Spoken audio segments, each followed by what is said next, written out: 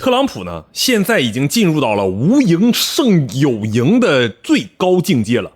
只要董王觉得赢呢，那不管每天在中东浪费是50亿美元，还是国内通胀爆发，或许是金正恩同志贴脸开大，更不是我想访华，中国他不待见我。反正啊，董王无论如何都得赢。无赢胜有赢，草木竹石皆可为赢啊！欧美的主流媒体呢，不断强调一个逻辑，觉得董王宣布了推迟访华，是在进行某种高维度的压力测试啊，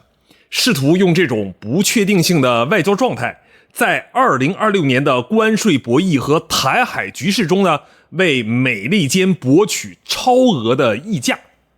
但是现实条件下，各种的泥头车，他根本不管董王的赢学，大卡车是一辆接一辆将川普的政治滤镜撞碎。所谓的破鼓万人锤啊，董王不来中国，不是因为他不想落座，而是因为他背后那套单极霸权体系在波斯湾的非线性消耗战中被戳得千疮百孔。推迟访华本质上是一场霸权信用违约的战术掩盖。各位早上中午半夜企业的观众朋友们，大家好，我是武仁。美利坚目前的困境啊，不是局部战损，而是战略总成本与系统承载力的彻底脱钩。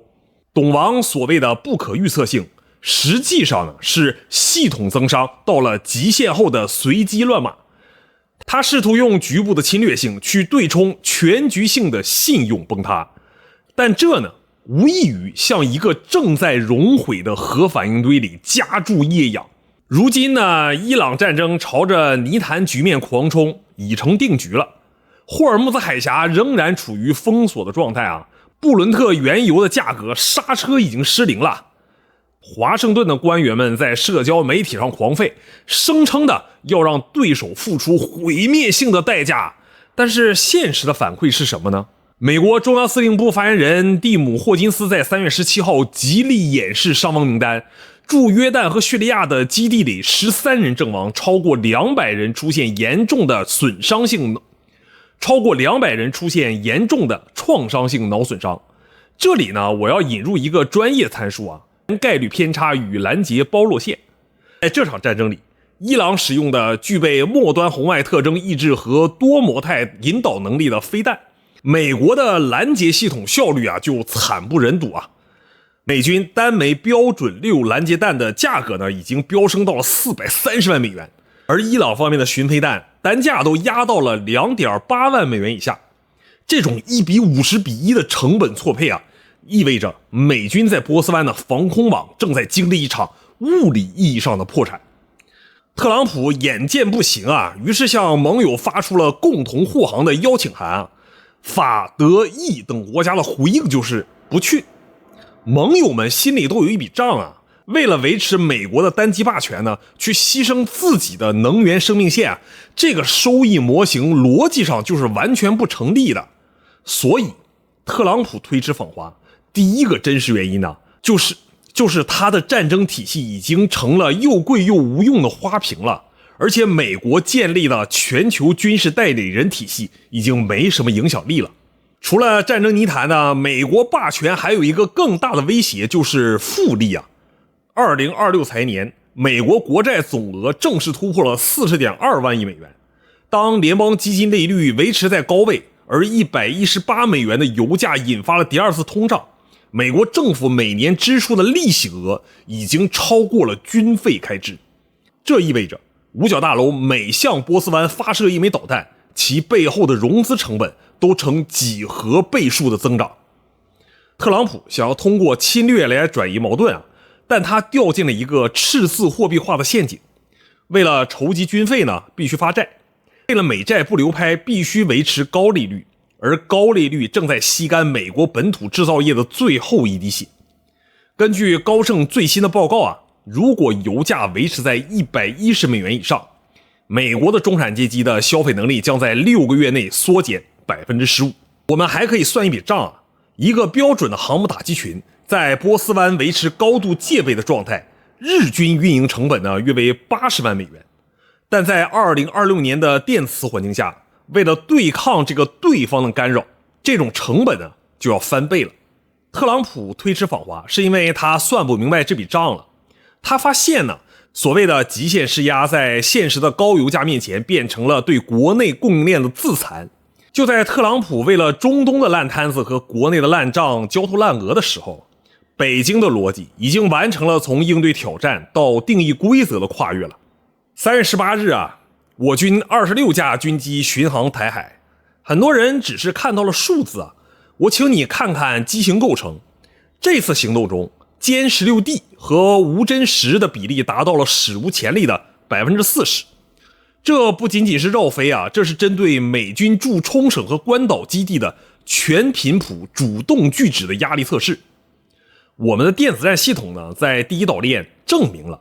我们可以让美军的 Link 16通信链路啊出现物理级别的中断。特朗普推迟访华，是因为五角大楼的评估报告告诉他了，在东亚，美军介入的原概率偏差呢，已经放大到了无法接受的程度了。他在谈判桌上最后一张军事底牌已经失效了。就在董王四处吹嘘赢麻的同时啊，中国抛出了全球的能源安全统一保障计划，这是一个基于工业实物产出的信用体系啊。我们呢玩的是贸易安全的实力。当沙特、伊朗和俄罗斯开始尝试基于工业产能背书的人民币结算协议时，美元作为全球唯一的能源货币的地位啊，就从根源上坍塌了。所以呢，董王真的很急呀。这几场战争的出手呢，特别局促，没有长期的策略支撑啊。这也就是为什么特朗普现在得求着中国帮忙，他们需要中国平抑油价，好让他们摇摇欲坠的股市喘口气。但他不敢来北京，因为他现在知道，一旦坐在谈判桌前，中国不但会给脸面啊，更是要将霸权交接手册贴在董王的脑门上。我们现在要明白一个残酷的事实，美国呢正在经历一场名为侵略成瘾的慢性自杀。他越是想证明自己还很强，就越是暴露出系统内部的支离破碎。每一次的海外军事扩张都在加速国内信用透支。特朗普的推迟访华呢，不过就是想给这个已经脑死亡的霸权留下一点最后虚伪的尊严而已。这不再是简单的地缘政治胜负，这是两种文明逻辑的更迭啊！一种是靠侵略、债务和金融掠，一种是靠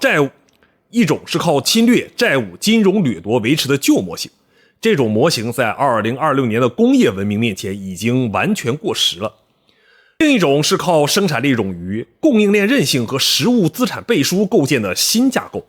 在这里，我要抛出一个可能让很多人感到震惊，但是逻辑上绝对自洽的观点：美联储实际上已经沦为中国制造业的下游提款机了。只要我们维持工业产出的高效和能源渠道的多元呢，美国发行的每一张美钞最终只能回流到我们的生产体系中来。那么问题来了，如果特朗普最终迫于现实压力呢，带着那张巨额的球员清单来北京，你认为我们应该开出什么样的收购条件？是彻底终结美元霸权在台湾的切口，还是让他亲手拆除在亚太的最后一道防线呢？欢迎在评论区留下你的硬核且不带滤镜的看法。如果你觉得今天的视频还不错呢，欢迎点赞和关注。我是五人，我们下期再见。